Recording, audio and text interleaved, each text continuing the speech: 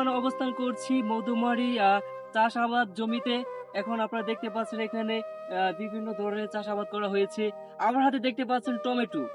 আসলে বর্তমান যে টমেটোর যে পরিস্থিতি, আমাদের গ্রাম অঞ্চলে ৮০% ভাগ টমেটো চাষাবাদ যেগুলো জমি ছিল, প্রায় সবগুলো ক্ষেত বা চাষ মারা গিয়েছে।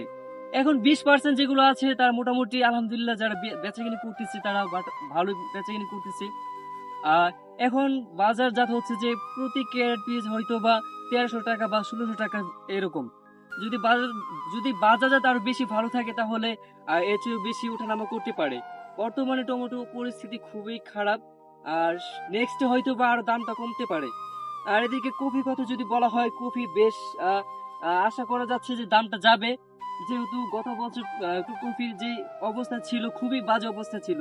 ওই ক্ষেত্রে এবার কপির আ আ বৃদ্ধিটা খুবই কম, চাষাবাদ খুবই কম করা হয়েছে। বর্তমানে আমাদের এলাকায় যদি ফোকাস করা হয়, তাহলে দেখা যায় যে আমাদের এলাকাতেও কপি একটা তেমনভাবে ওইভাবে চাষ করা হয়নি। বর্তমানে খেয়াল করছি যে খুবই আ ১০০% এর ভিতরে আ ৬০% এর মতো কপি চাষ করা হয়েছে। ফুলকপি বা বাঁধাকপি তো একদম বলতেই নেই। শতকরা ১০% এর মতো চাষ করা হয়েছে। বাঁধাকপির কথা যদি বলি, এখন বর্তমানে বাঁধাকপি পিস প্রতি যদি বেচাকেনা হয় ৳৩০ থেকে ৳৪০ পিস বিক্রি করা হবে। যদি জাত ভালো থাকে তাহলে এর চেয়ে আরো বেশি বিক্রি করা যেতে পারে। এদিকে ফুলকপির কথা বলা হলে আ কেজি হিসাবে অনেকটা বেচাকেনি হচ্ছে এখন। সঠিক দামটা এখনো আমার মনে নেই।